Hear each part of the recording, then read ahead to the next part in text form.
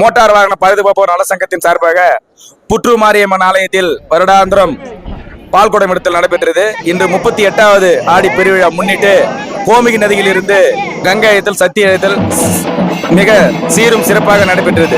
அனைவரும் வருக, வருடாந்திரம் அம்மன் வருக. இன்று அன்னதானம் மிகவும் சீரப்பாக நடந்து கொண்டிருக்கிறது.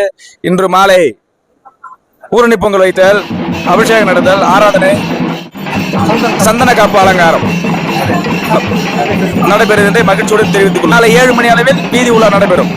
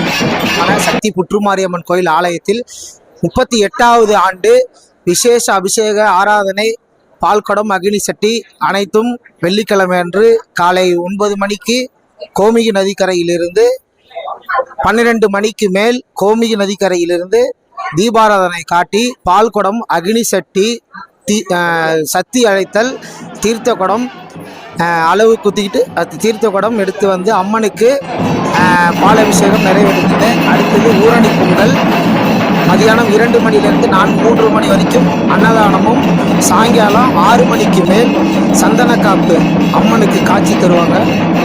சனிக்கிழமை சாயங்காலம் 6 மணிக்கு அம்மன் வீதி உலா எம்ஆர்என் நகர், விநாயகர் நகர் தேரோடு வீதி உலாவாக மந்தவெளி வழியாக அம்மன் வந்து கோயில் வந்து அடைவார்கள். ஞாயிற்றுக்கிழமை மஞ்சள் நீராட்டு விழா. ஓம் சக்தி.